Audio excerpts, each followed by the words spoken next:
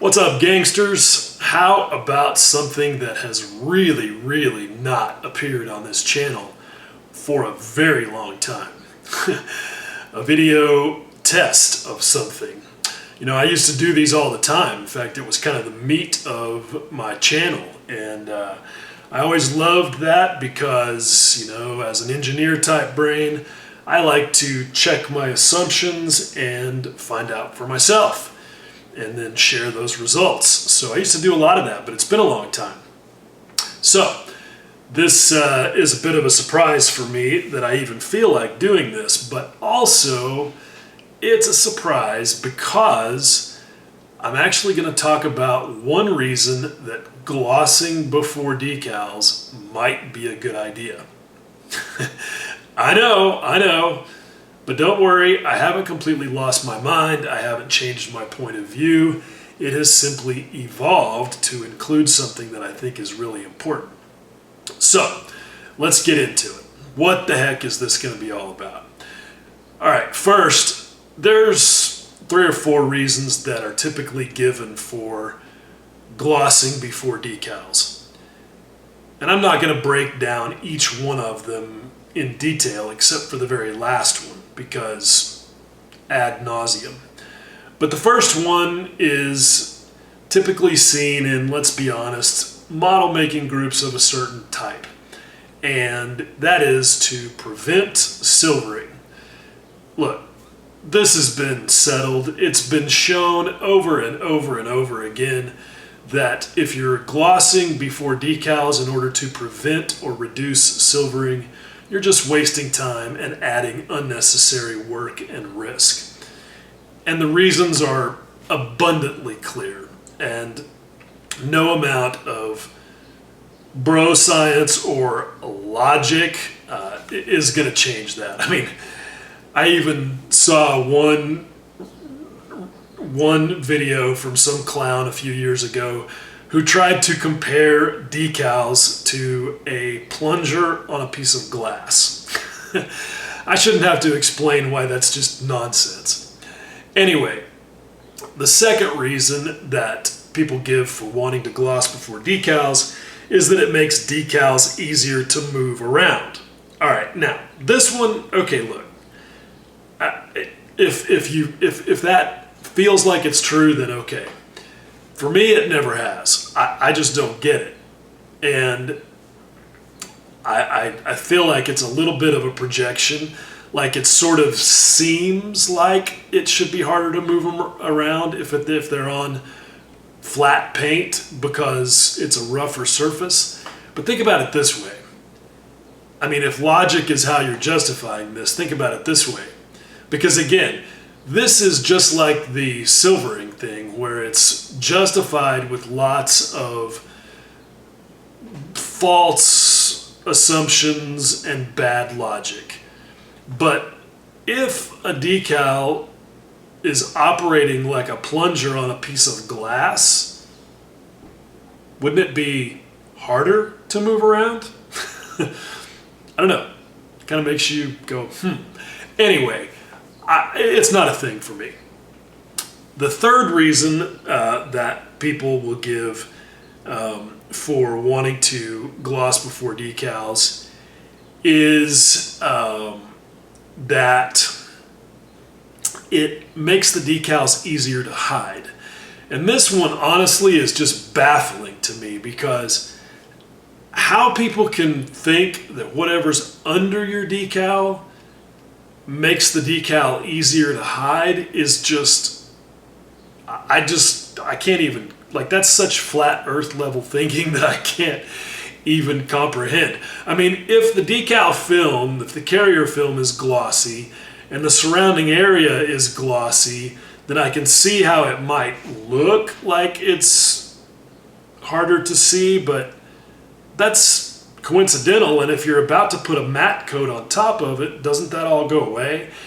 But the one that's really baffling is when people say that it makes it easier for the decal to melt into the surface and hide the thickness.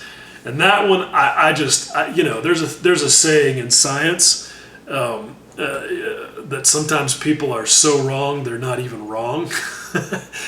And I feel like that one falls into that category because there's just no reason to believe any of that. There's nothing factual that supports any of these first three reasons, but definitely not that one. So let's get into reasons four, kind of A, B, and C, because this is where it actually starts to make some kind of rational sense. Okay, and these all have to do with functions of a gloss or a clear coat that really have nothing to do with the decals themselves, per se.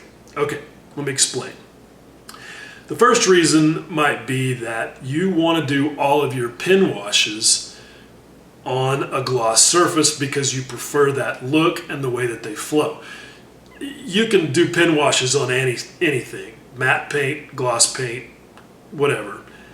You're just going to get a slightly different look, and it may be a little easier to clean off the excess from a gloss surface. So if you prefer that, then okay, I'm with you on that. And I should also back up. If on any of those first three reasons, it just makes you feel better and you don't really care about the logic, then by all means, do it. Nobody's saying that you shouldn't or you can't. I'm just saying it's not supportable by anything factual or rational. Whereas this one, 3A, if you want to call it that, really is. Because yeah, washes do flow differently and they look different on a gloss surface. But I would also argue that like if you're doing aircraft and you've got decals that are going over panel lines, you really want your panel line wash to go across the decal as well. I personally don't have a problem with doing an enamel panel line wash over the top of a decal, but some people don't like to do that. They're worried that it's going to affect the decal.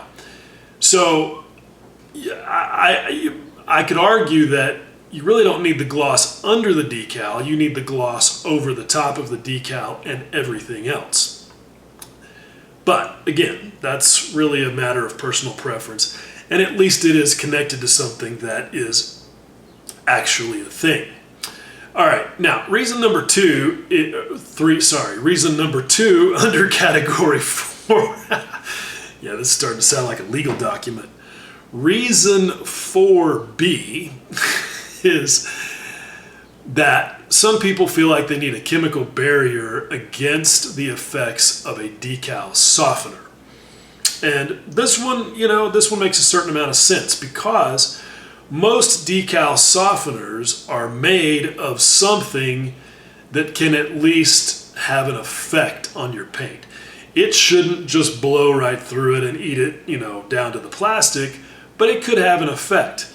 And so I get this one. I just would say that in most cases, whatever clear you're putting down, and I think that it should be said that this doesn't depend on it being a gloss. The fact that it's a clear layer, a clear barrier between the decal layer and the paint layer is what matters.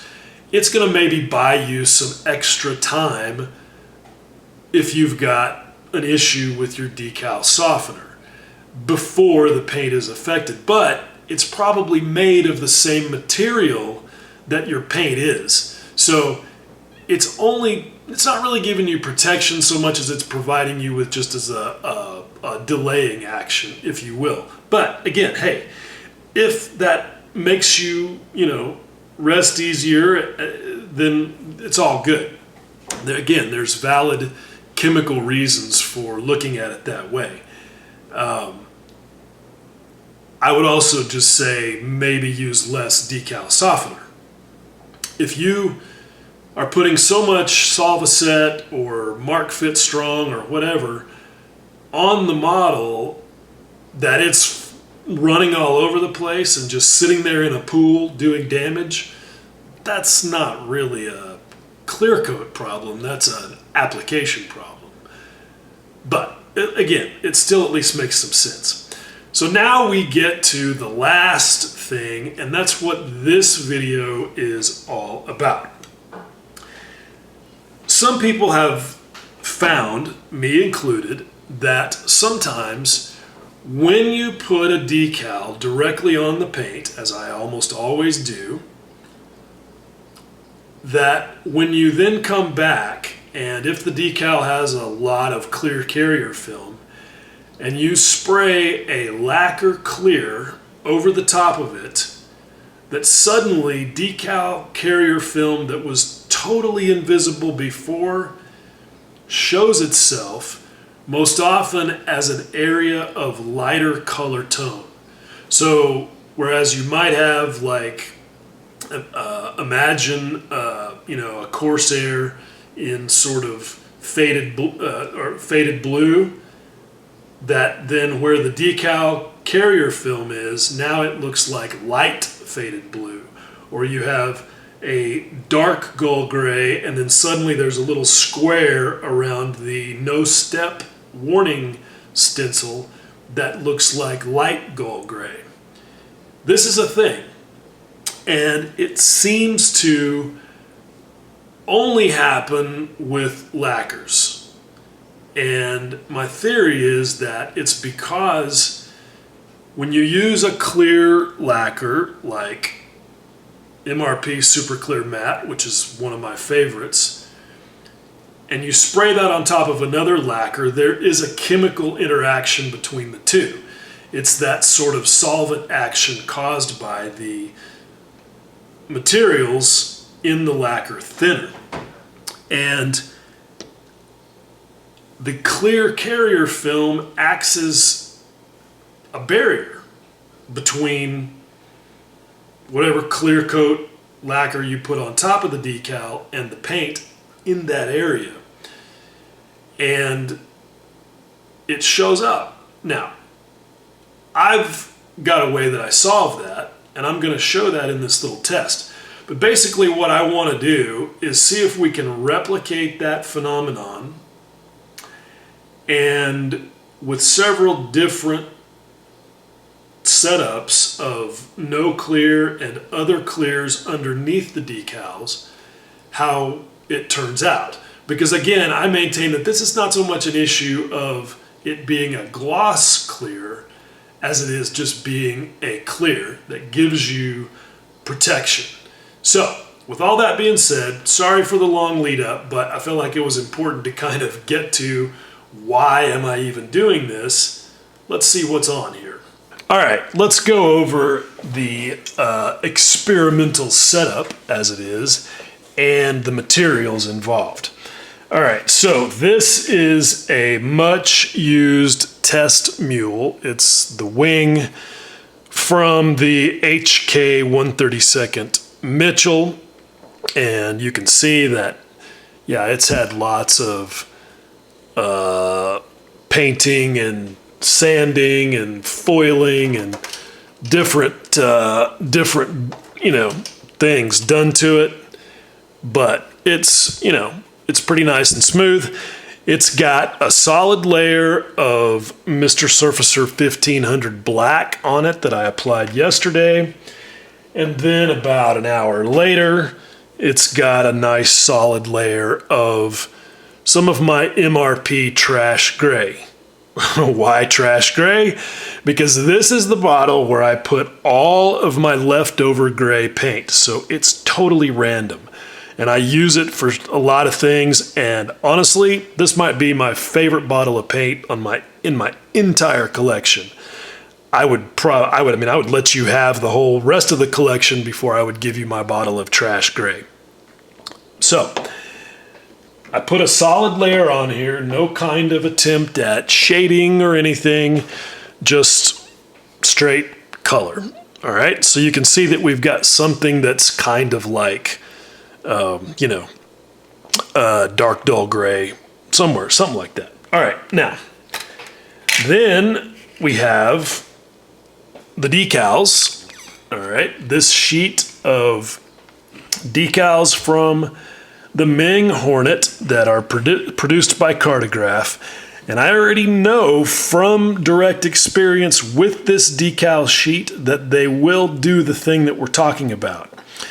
And that's an important thing to point out is that, look, the only thing we know with 100% certainty about decals is that you can't ever guarantee that they're the same. Sometimes even on the same decal sheet with, from the same manufacturer, they're just random.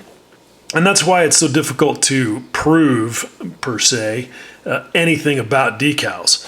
All right, so I will say it several times as we go through this. It's always a good idea to test these things out before you commit if you're not sure, of what you're working with. But that's what we're going to use. And it's going to be, with decals that have got a lot of clear film. All right. Then, and we're going to put those on with, I say we, like you guys are going to help me. Got a fresh jar of decal water here. Why is it fresh? Because it's been so long since I applied any decals that it had dried up. Now, this is just straight out of the tap at room temperature, and it's got some micro set added to it. Why do I do that? Because of the age-old trick that I learned when I was like 10, that if you put a little vinegar in your water, that it acts as a wetting agent, and that's what actually helps decals slide around. I can't tell you for certain that it's true, but I do it. How much do I put in? All I can tell you is like 10 or 20%. That's how much water's in there. I put half of this. There was half a bottle of this left, and it's in there now too.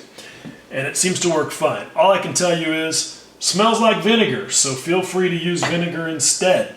The jar, the empty dried out jar, even smelled like vinegar when I took the lid off for the first time in a year. All right, now, as far as the decals themselves, I'm gonna put on 2 of each. In one case, I'm gonna use Mr. Mark Setter because I really like it for stuff like stencils. And that's kind of the situation, where this is most of an issue. All right, but I'm also going to put them on with Mark Fit Strong. Partly also because that's 2 different ways of using these softeners. My understanding has always been that Mr. Mark Setter has an adhesive component in it.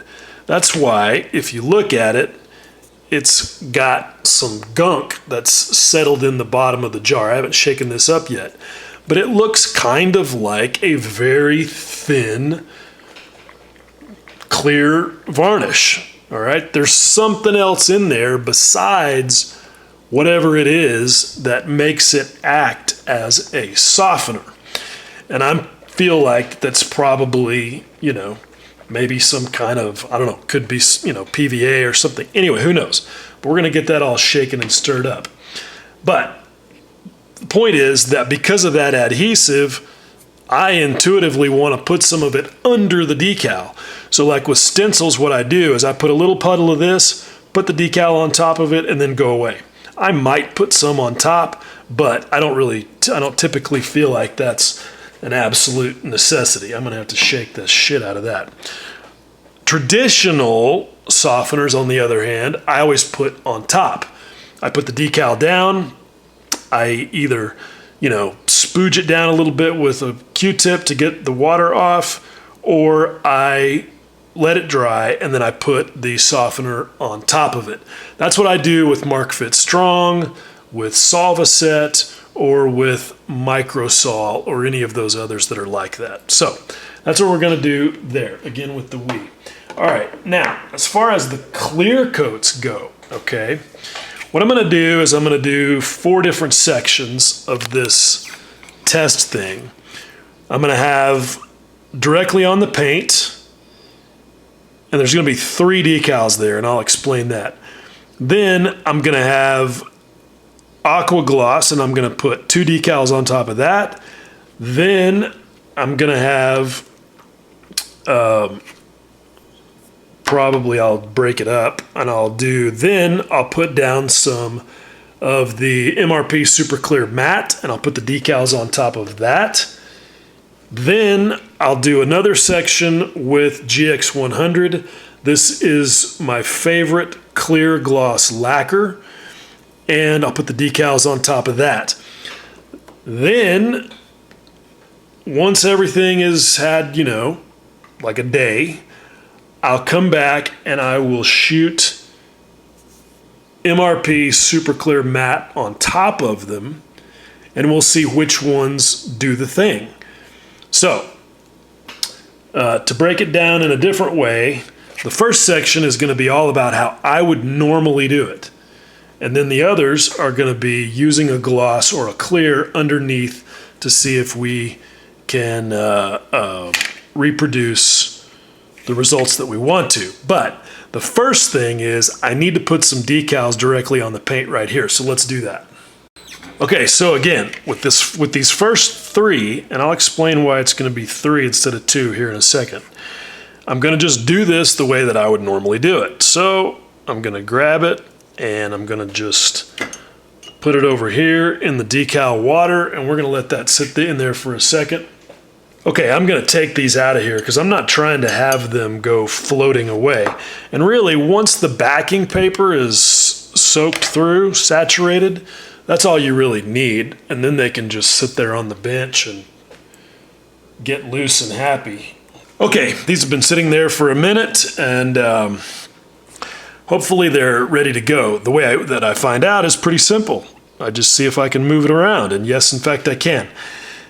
At least I haven't forgotten that part of applying a decal. I mean, it's been long enough that it feels weird, like I have no idea what I'm doing. All right, so I'm going to slide that one off there, and that one's going to just be, that one's going to get some Mark Fit Strong on top of it.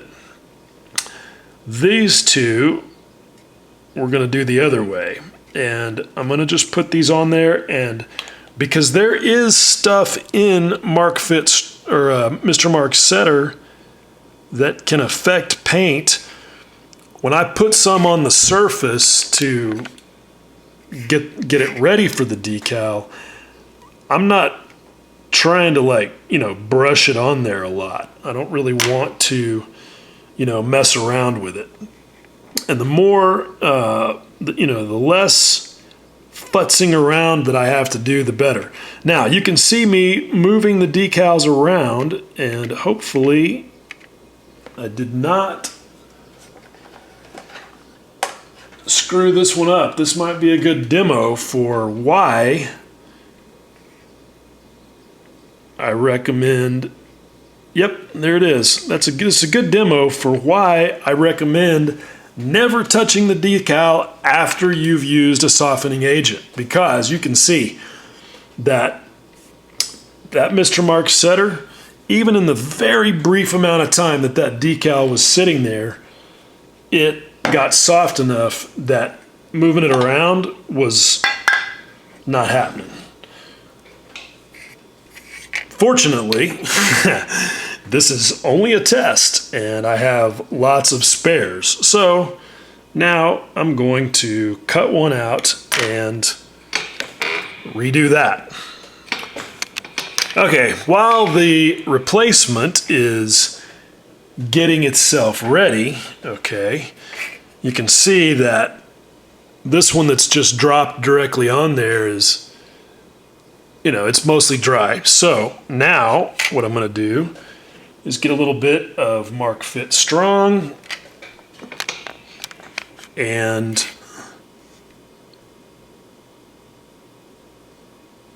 I'm going to put some of that on there, and I'm trying, you can see, to just put it on the decal itself. I'd like for it to run underneath it in that panel line, but I'm not just brushing it around, because again, this decal softener has stuff in it that definitely can screw up paint. Okay, basically the rule is the less touching the better. Okay, so this one's not ready to go yet. I'm gonna give it a minute to percolate. Okay, this decal has declared that it's ready to go. So we'll do this again. Gonna just put a little bit of the Mr. Mark setter right there. And now that I know exactly how much space I want between these,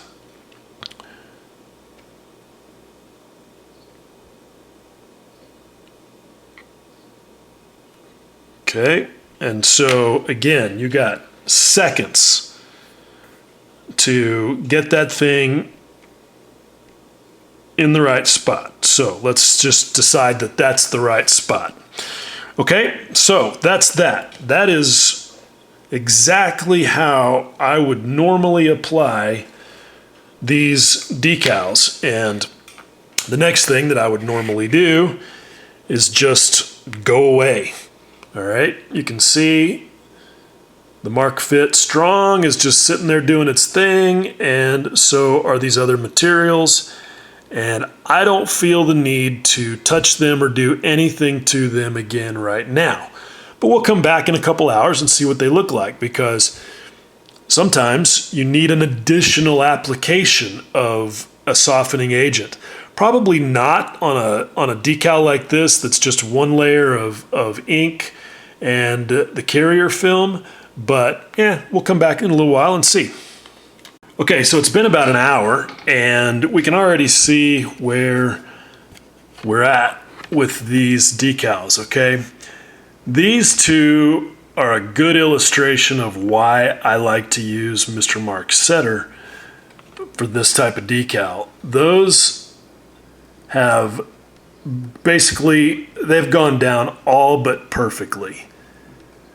The clear film is about as bonded to that surface as it's going to get. The only issue that's very slight is if you look in the panel lines, there's some places where it's not fully settled in. And I can see it with my magnifier. I don't know if you guys will be able to see it on camera. But I generally assume with panel lines that I'm going to have to take a scalpel and help it out a little bit. So we'll do that. And then, and you can see that there's also, on this one down here, there's a couple of other issues. There's a bubble right there on the edge of the one, and I'm going to just pop that. And then there's a place right there on the corner, lower right-hand corner by the 3, that just for whatever reason just didn't stick, which is an illustration of what I always say, that silvering, because that's basically what that is the decal film not sticking on that corner. That's a result of either the adhesive not working and or the film not fully softening and melting into the surface. It's nothing more complicated than that. And when that happens, oh wait, I forgot to pop this little bubble.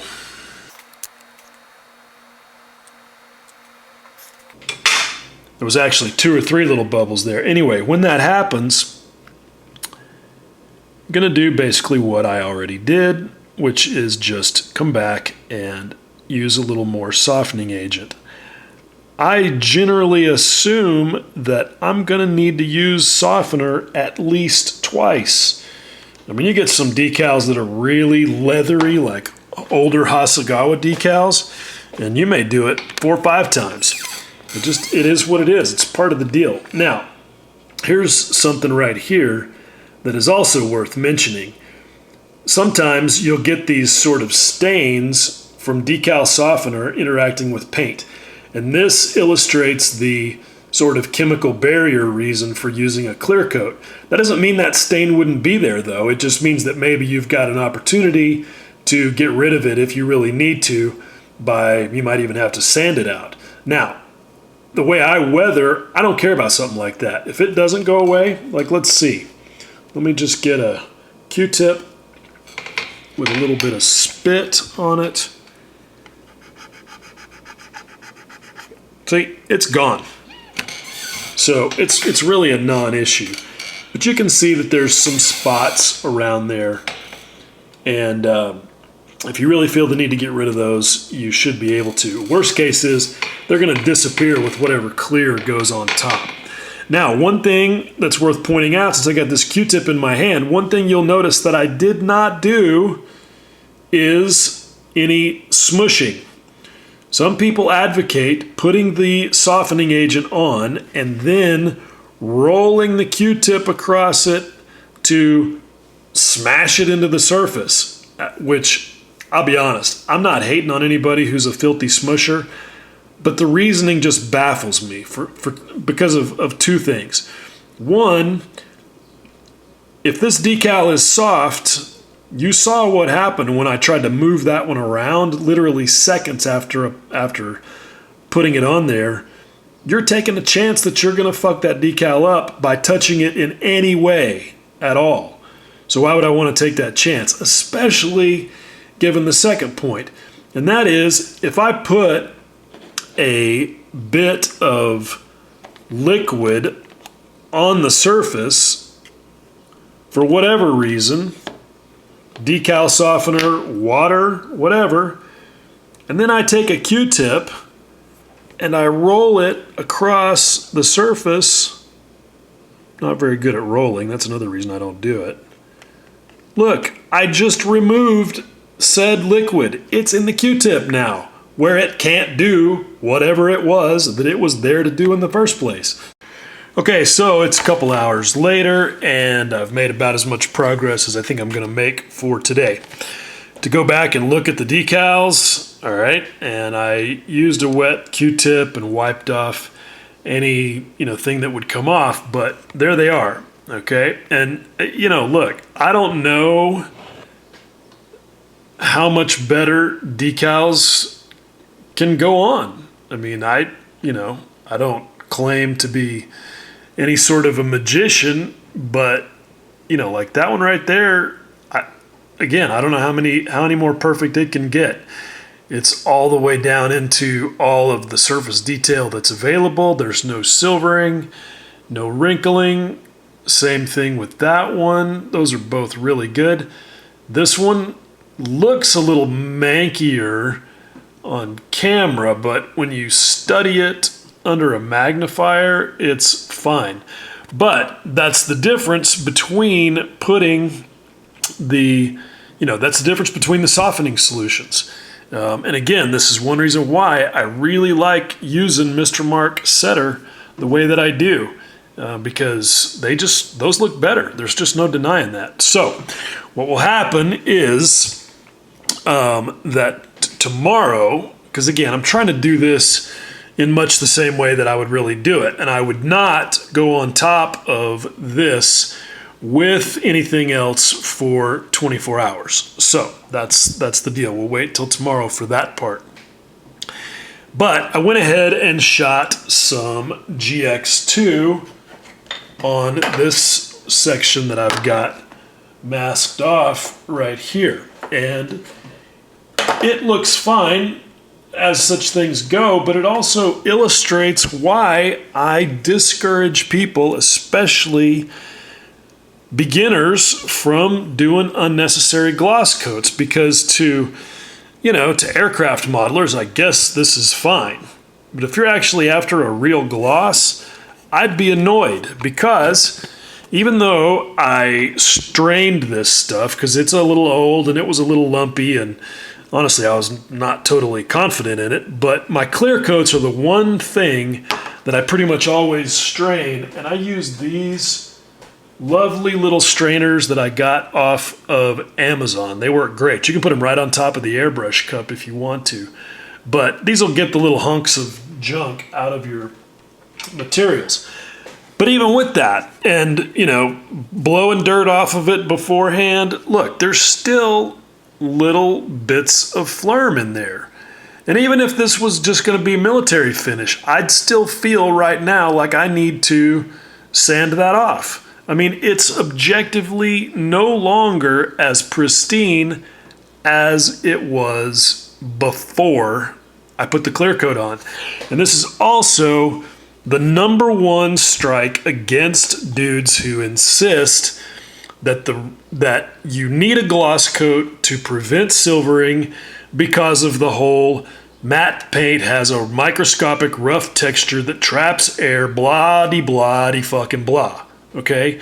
This, honestly, as annoyed as I am with it, is better than the average military modeler gloss coat you see. I don't even really consider that a gloss. That's about an eggshell. That's about as satin as it gets right there. And it's still full of little bits of gunk.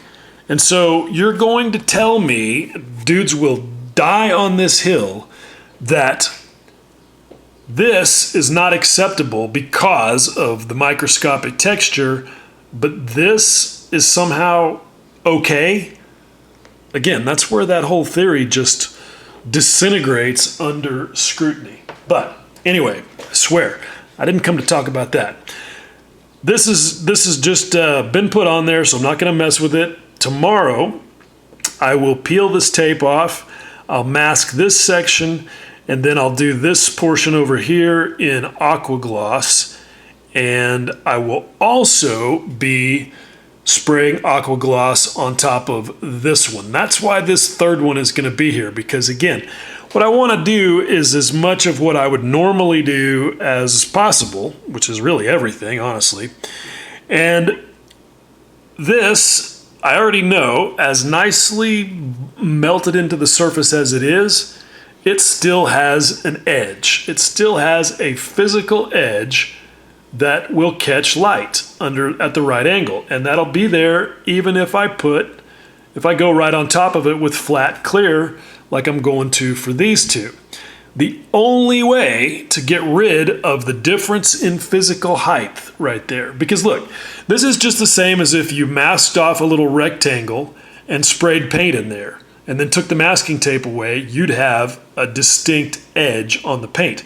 And a decal is really nothing more than another layer or two or three of paint. Because when it's been properly softened with something like Mr. Mark Fit, Mr. Mark Setter or Mark Fit Strong, it actually liquefies and settles into that surface. Which again, that's where the air goes. It's a layer of fluidized material. It's not going to trap air when it's been properly softened. Anyway, the only way to get rid of that edge is to blend it in. And if I were a little tiny person with little tiny tools, maybe I could go in there and I could sand that down to a nice, 0.1 millimeter thick beveled edge and it'd all be good, but that's not happening. So the only thing I can do is spray a layer of clear on top of it and then sand it so that there's no step. And what I've always done for that reason, and because of this phenomenon that we're investigating here, is I've used aqua gloss for that, because it's an acrylic polyurethane clear and it's essentially inert to lacquer.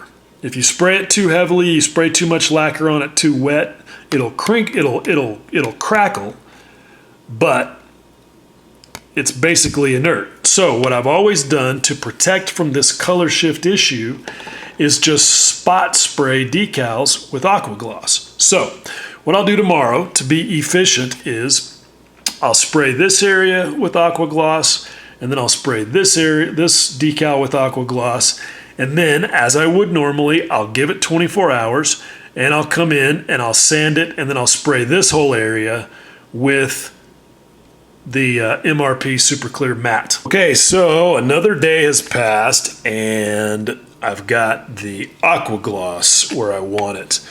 And it actually looks pretty good, except where I oversprayed a little bit and got a little goober in there, but if I needed to, that would sand out pretty easy. So it's not bad. Still not, what I would consider gloss. That's semi. But again, that's what's, relevant to this test. I also have it, about a half dozen layers right here. And the next step is to sand that. And so the way I typically do that is I've got a little piece of, I think that's 1000 grit Infini sanding sponge, maybe 800 grit. And this is probably a good place to say that I feel like a lot of guys immediately go way too high on the grit. The rule really is always use the lowest grit that you can get away with, because the job will be more efficient and you'll do a better job. If you use a grit that's too fine, you'll probably just end up with a lot of smoothly rounded off bumps rather than a surface that's been flatted, as they say. So anyhow, that's what I'm going to do there. And basically, the objective is just to very lightly sand until that any remnants of that step, and you can still see it right there on the top of the 103. I'm going to just lightly sand around the edges of the decal film until that goes away. I don't want to sand too much on the top of the decal film because I don't want to go all the way through it and re-expose the film that I'm trying to isolate. So that's what I'll do. And then this whole area is going to get sprayed with MRP Super Clear Matte. Okay, I think this is going to end up being one of my favorite testing videos ever, because it's really rare to see such definitive results. But we've got them right here. I sprayed this with MRP Super Clear Matte just a few minutes ago. And how often are you happy to see a problem? But that's exactly what I wanted to reproduce. This is the color shift issue. You can see very clearly where the decal film is because the color is lighter underneath it on both of those. So it didn't really matter whether it was applied using Mr. Mark's setter with it underneath or in the more traditional way with with Mark Fitz Strong. And you can see that on this decal that you can see no decal film whatsoever. But what you do notice is these areas of light and dark around that. And I think that this even more clearly confirms what my hypothesis is as to what causes this. Because these darker areas, like this right here, was where I over sanded a little bit. You can see that that there's some sanding marks there. So the color coat was thinner right there. And with the black primer underneath, what I think happens with a hot clear is that it's not that it washes the color off, but it kind of dissolves it down into the black lacquer primer underneath, which is what you would expect from a lacquer color coat. But this round area where I sprayed aqua gloss is still lighter because it's got an inert clear layer on top of that portion, which is effectively what's happening with the decal film. So two different sources to create the same effect. Kind of tells me that it's that clear barrier that's doing it. And you can also see it over here, because look at the difference in tone between the area that I used GX100 on, clear gloss lacquer, and aqua gloss. The aqua gloss is distinct. The aqua gloss area is distinctly lighter. So again, what I think we're seeing is that the lacquer thinner carrier in this clear as well as the other clear kind of washes the color down into the dark primer. So this is perfect. This is exactly where I was hoping to be at this point. And now that we've got these two situations going on here, I'm now set up to apply decals to the other three areas and then put MRP super clear matte over those and see if the same thing happens. Okay, here we go. Yet another day, and we have arrived at the penultimate stage of the experiment. I feel pretentious saying that, penultimate. It's kind of a cool word. Means next to last, but yeah, I don't know. Might be too much. Anyway, here's where we are. As you can see, I have applied all of these on the surfaces that had MRP Super Clear Matte, GX100 Gloss Clear, and Aqua Gloss. And they're all on there, about as good as decals can be on there, but they definitely do not all look the same. When you look closer, let's just look at the top three, and I'll have to try to get them in the right light. Okay, so that one, you can see, looks a bit goobered up, and over there on the left, I don't know if you can tell, but right there under the V and the F, there's a little bit of distortion, and there's a place where a sort of droplet of Mr. Mark Setter kind of just sat and had an effect on the Aqua Gloss, and it resulted in some distortion as well.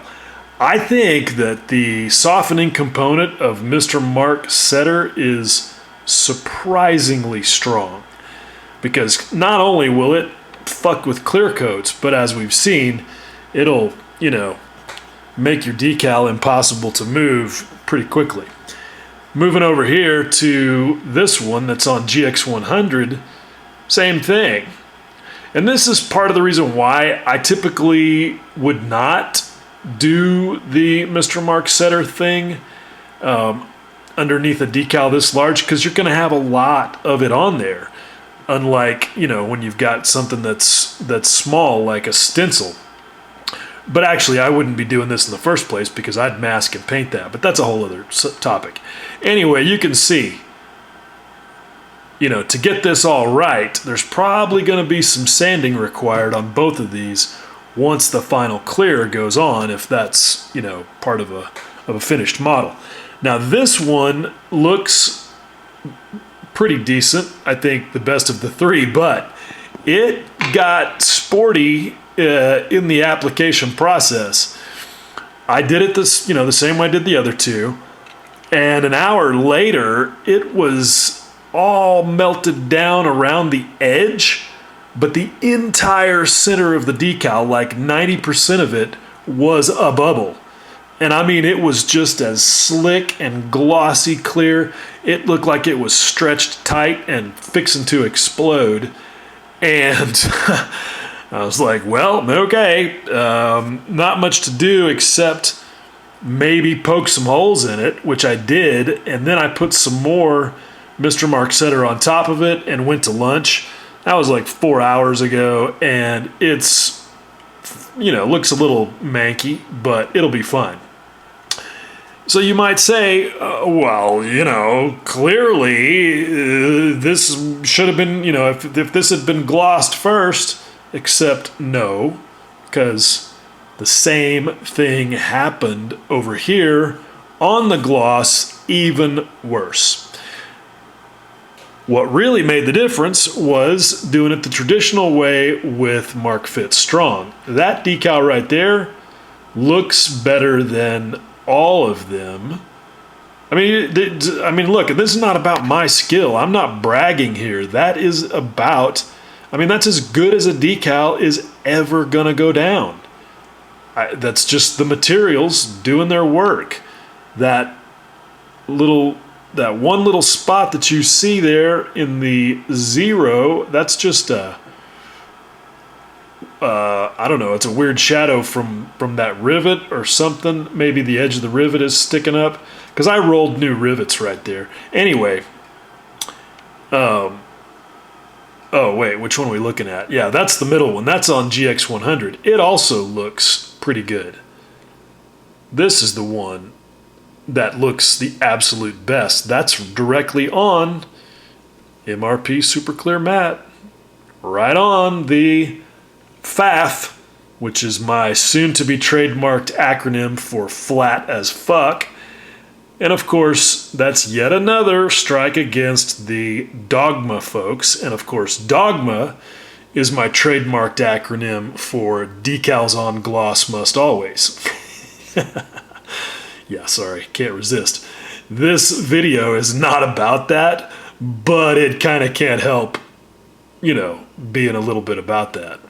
So there they are, and tomorrow, after these have all had 24 hours to make sure they're happy, I'm gonna shoot MRP Super Clear Matte on top of all of these, and what I'm gonna hope to see is that they all look basically perfect and that there's none of what happened over there on those. If you see a mark there, it's because I discovered after I took pictures that there was a little bubble. One of those bubbles that we saw before I put the flat clear on top of them had reappeared, and that's not unusual. Sometimes a bubble will reappear. Anyway, I put a hole in it, put some Mr. Mark Setter in it, and took care of it. And same thing there. I had a little bit of an issue there because I didn't really need to, but I was cleaning the clear out of those panel lines with a scribing tool, and the edges of the decal film got a little squirrely.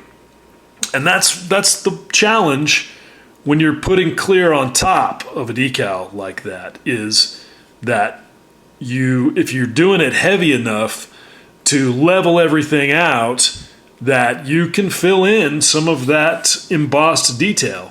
But that's true whether you're doing it this way or the other way, because again, if you're going to hide the film edge, you've got to have a certain amount of thickness. That's not really a matter of whether it's gloss or flat or whether it's, only way ever, period, that you're going to deal with that edge is with what you put on top of the decal. Alrighty then, this will be take 2 for this final segment because I went to the edit booth and discovered that it was kind of a mess. Actually, the segment just before this one was also a mess. I was talking to a close-up of this decal as if it were this one. This is the one that turned into a bubble, but I can't reshoot the previous segment without going back and doing the whole experiment all over again, and yeah, that ain't happening. So anyway, to try and make this one quicker and more succinct, because yeah, this is going to be a long video. Let me just very quickly go through this with these final results. And this is pretty much what I hoped to see. Look, there it is. There is basically no film showing over here on either sample, even as manky as these top 3 looked previously before I sprayed flat clear lacquer over them. That looks pretty good. Same thing with the middle 2. These both look really good. All right, and then these look slightly, ever so slightly less good. You can just barely see, if I get the light right, the decal film showing up there, but nothing like it did over here. So just to recap, the layers are as follows, okay? These bottom 2 decals are paint, decal, MRP Super Clear Matte. This top decal is paint, decal, aqua gloss, then MRP Super Clear Matte. That's the way that I normally do this. These 2 decals are paint, MRP Super Clear Matte, decal, MRP Super Clear Matte again. So you've got flat clear lacquer on flat clear lacquer. And this shows, as I expected, that just about any kind of clear between your final lacquer clear and your color coat is going to at least reduce the color shift issue. You can still see that that solvent action is happening, and there's a little bit of that film showing. All right, this one is Paint Guns GX100 Gloss Clear Lacquer, decal, MRP Super Clear Matte. This last one over here is Paint Aqua Gloss Acrylic Gloss Clear, decals, then MRP Super Clear Matte. And you can clearly see the difference again as a result of that solvent action. A flat clear lacquer is a bit more permeable, I guess, and it allows that solvent action to happen to a greater degree. And so the color coat over here is the darkest, followed by this one where you're getting a bit of that solvent action, and then here where the barrier is an acrylic that's inert and you're getting basically none of that solvent action. So I think the takeaways from this are pretty straightforward. It doesn't really have anything to do with it being a gloss, but the best result is if I've got aqua gloss underneath these decals.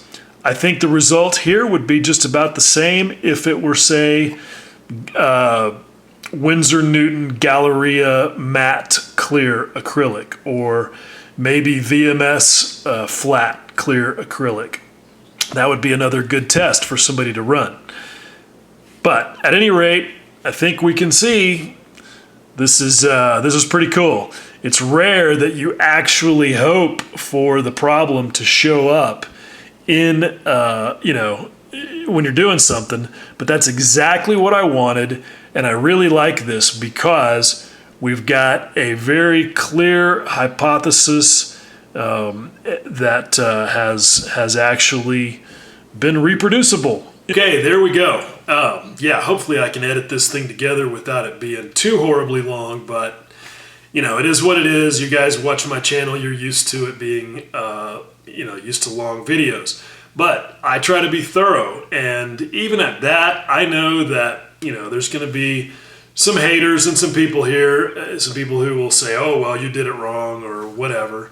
It's just, it is such a weird thing. Decals are such a simple device, but literally nothing creates as much divisiveness in the scale modeling community. And it's, it's astonishing and baffling and entertaining and hilarious and sad all at the same time. I mean, I guarantee that I'm going to have people who are just going to deny, no matter what the facts are, no matter how well I plan and conduct my experiment, and they're going to come up with reasons. And it's going to be literally just like the flat Earth thing. And if I say that, of course, well, now you're just insulting everybody. I posted in a group a couple of days ago a funny little meme. Oh shit, speaking of MRP Super Clear Matte, apparently I've left the lid off for about 3 days. Fortunately, it has not evaporated. Actually, it's not 3 days because I sprayed that on there yesterday. Anyway, yeah, I posted a funny meme in a group a couple of days ago. It was a cartoon, and the punchline was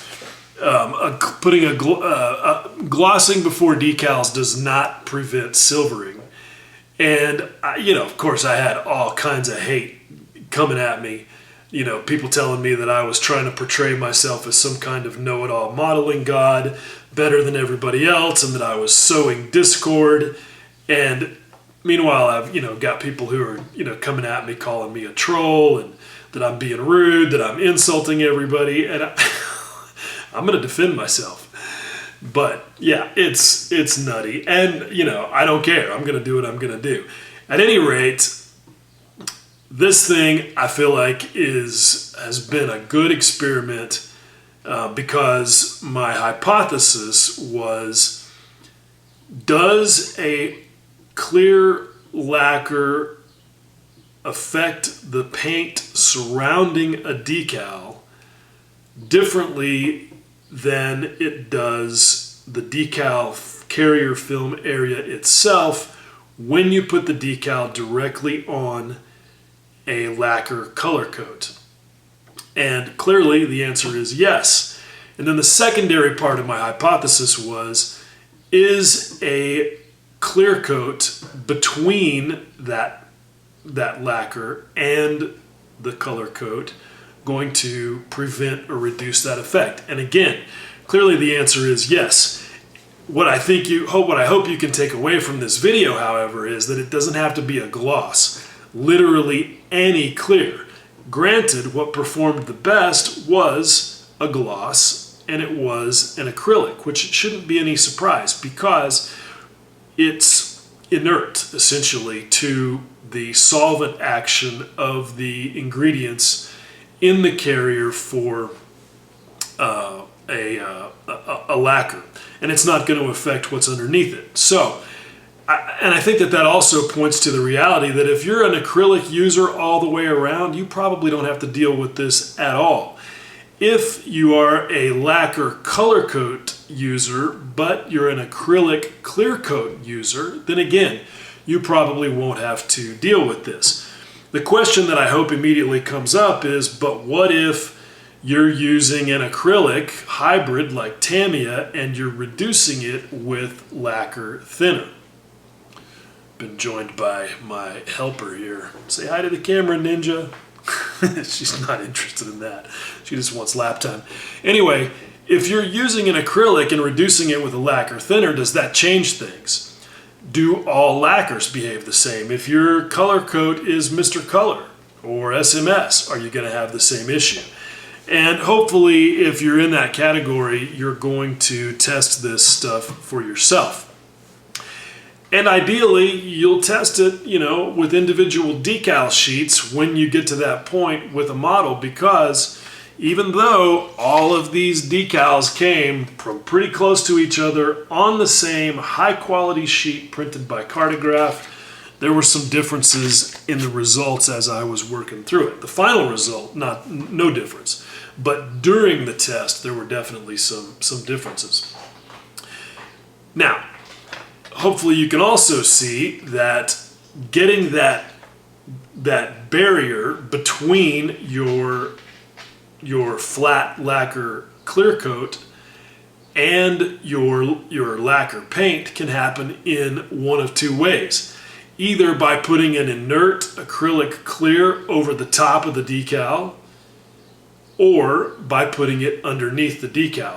So again, this supports my contention that glossing underneath your decals is not the only way to get it done. And hopefully you can see from the video that even though this wasn't about all the other reasons for glossing under your decals, that you can see why I'm calling this video the only good reason to gloss before decals, because again, we've shown that all the other reasons are either marginal or straight up nonsense.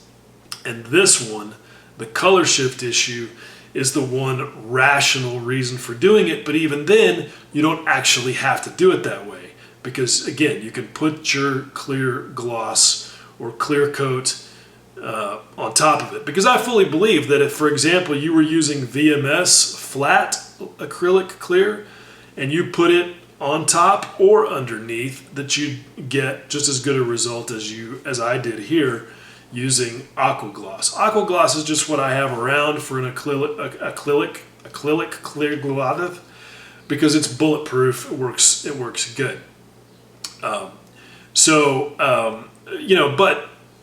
And you can see that whether you choose to do it on top or underneath kind of comes down to issues that don't have anything to do with the materials themselves. It's really more about convenience. You might say, well, you know what, I don't even want to bother with testing. I just want to be on the safe side. I'm going to go ahead and gloss the entire model. No arguing with that. That's perfectly valid, especially if you're going to use aqua gloss.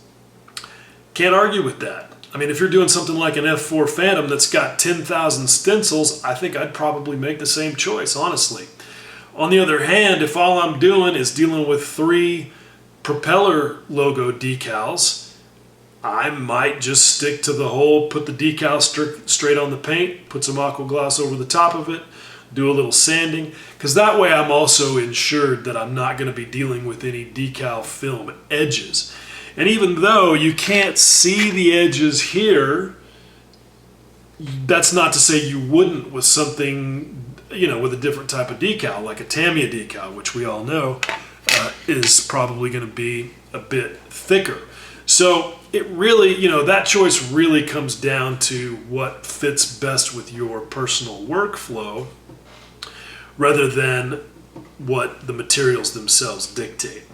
Anyway, I feel like I've covered all of it. I hope this has been useful and informative. I haven't done one of these videos in a long time, and I kind of like this one because I feel like it encompasses a lot of things, but yet takes one specific hypothesis that applies to a specific set of users and goes through that and really confirms that about as distinctly as you could. But again, this is for a specific use case. Lacquer clear coats, flat lacquer clear coats directly on lacquer color coats, because that's where I know I've seen this issue and others have as well. So any other use case, your mileage may vary. Anyway, I've rambled enough. I hope this has been informative and maybe even a little bit entertaining. And as always, I appreciate you watching. Much love.